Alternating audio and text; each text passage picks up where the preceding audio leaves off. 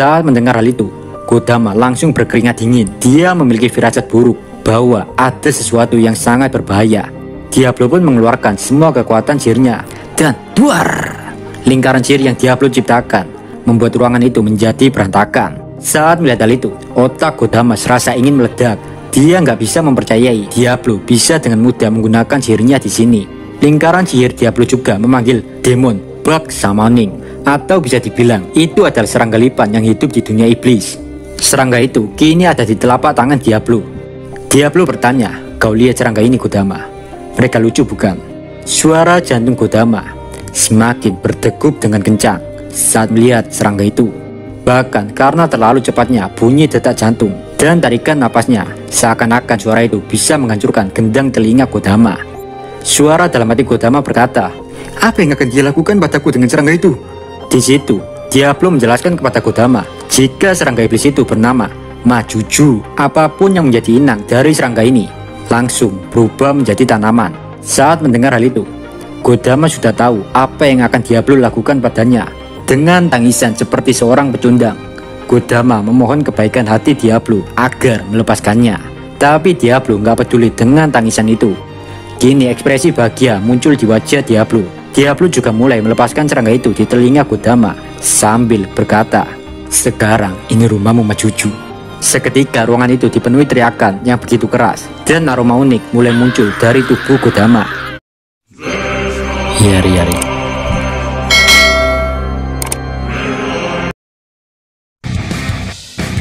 Dari ruang keamanan, ada seseorang yang memantau pertarungan antara Diablo dan Kodama. Dia adalah asisten Kodama yang bernama Melhis. Awalnya Melhis merasa tenang saat tahu kekuatan Diablo hanya sebatas 7 ribuan saja. Di satu sisi juga ada para golem yang dimana tiap golem itu memiliki kekuatan sebesar 15.000. Jadi Melhis menyimpulkan jika Kodama dan para golem nggak mungkin bisa dikalahkan Diablo. Tapi semua kepercayaan diri Melhis seketika runtuh saat melihat Diablo dengan mudah menghancurkan ke-13 golem itu. Di satu sisi juga, Diablo menyadari jika ada orang lain selain Kodama yang sedang memperhatikannya. Diablo pun langsung menatap layar CCTV dengan senyuman psikopatnya. Dan tentu saja, hal itu membuat Melhis gemetar ketakutan. Melhis yang gak percaya tentang kejadian ini. Dia pun langsung memeriksa kekuatan Diablo lagi. Menurut data analisanya, Melhis tidak bisa berkata apa-apa lagi. Dia hanya bisa menelan ludah saat tahu jika kekuatan Diablo terus-terusan meningkat. Bagi manusia seperti Melhis, kejadian ini benar-benar di luar akal biji dan logikanya, Pak. Diketahui, menurut kata-katanya orang, Pak, Melhis ini adalah seorang peneliti yang tenang. Tapi menurut gua pribadi, saat realita tidak sesuai ekspektasi, maka manusia akan cenderung gegana, gelisah, galau, berana. Di sini Melhis mulai ketakutan dan panik yang sangat luar biasa. Melhis tidak habis pikir, Pak, jika ternyata ada makhluk seperti Diablo yang dapat mengatur energi dalam dirinya sesuka jidatnya. Di puncak kebingungan itu, suara dalam diri Melhis menyadari adanya bahaya dan menyuruhnya untuk segera melarikan diri secepat mungkin. Entah Kodama dijadikan rujak, sebelah atau batagor, Melhis sudah nggak peduli lagi dengan nasib Kodama. Kini Melhis langsung melarikan diri dengan ekstra hati-hati agar tidak ada satu orang pun yang mengikutinya. Melhis sendiri beranggapan jika Kodama bukanlah pemimpinnya, melainkan hanya sebuah alat untuknya. Wah, jangan-jangan moto Melhis ini seperti Ayano Koji, Pak. Semua manusia hanyalah alat.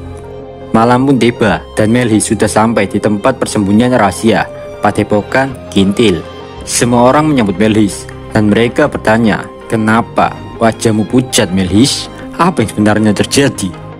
Melhis pun menjelaskan jika Pak Kepala Sekolah Kodama telah ditangkap oleh Diablo dan ada kemungkinan keselamatan Kodama 0%. Jadi nggak ada pilihan lain untuk Melhis kecuali melarikan diri.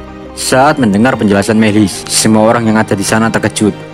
Nggak lama setelah itu, datang sekelompok orang terkuat dari pasukan kebebasan manusia dengan memakai jubah putih.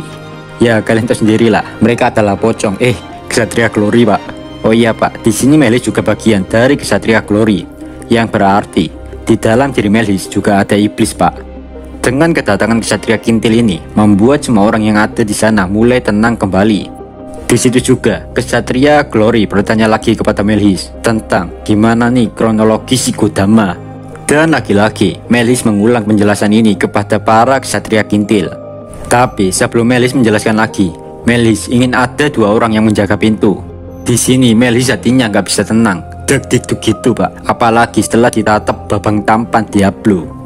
Setelah itu, pintu sudah dijaga 2 orang. Melhis pun menjelaskan jika rencana mereka kemungkinan besar sudah diketahui Demon Lord Rimuru. Namun karena sudah terlanjur dan gak ada jalan untuk kembali, akhirnya Melhis berusaha menghubungi Magnus agar segera membatalkan rencana ini dan memilih untuk mundur saja. Tapi di saat itu, komunikasi dengan Magnus tiba-tiba terputus, dan itu tepat saat Diablo datang.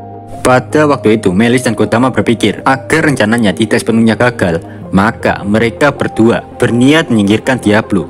Saat mendengar hal itu, sontak saja semua orang heran. Kok bisa seceroboh itu Kodama dan Melhis untuk menyingkirkan Diablo? Perlu kalian ketahui pak, di Sekai, Diablo ini reputasinya bagaikan teror yang sangat mengerikan, melebihi Demon Lord Rimuru. Jadi jangan samain sama teror SMS, papa minta pulsa pak. Di situ Melhis pun menjelaskan alasannya percaya diri menyerang Diablo karena pada saat itu Melhis mengukur kekuatan Diablo cuma 7 ribuan saja.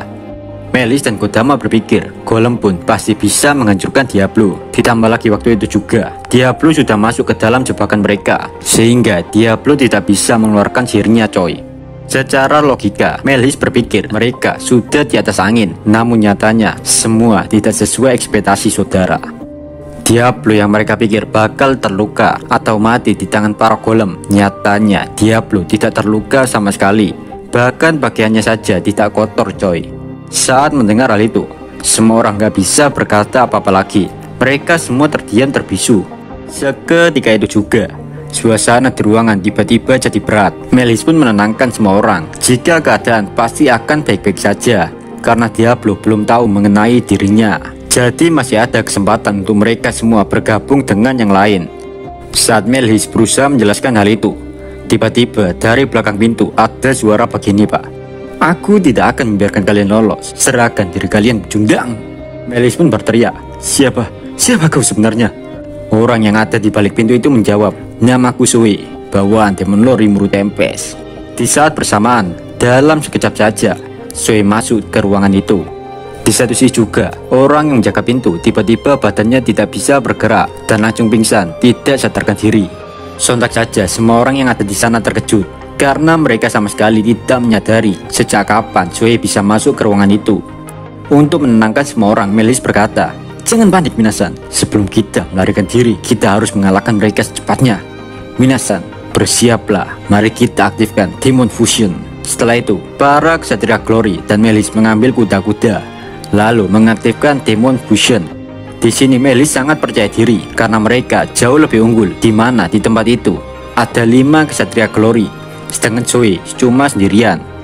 Ritual sesat pun dijalankan dan Demon Fusion berhasil diaktifkan. Namun sayang, sebelum mereka mengeluarkan jurus Juju atau teknik sesat mereka, tubuh mereka sudah nggak bisa digerakkan lagi pak.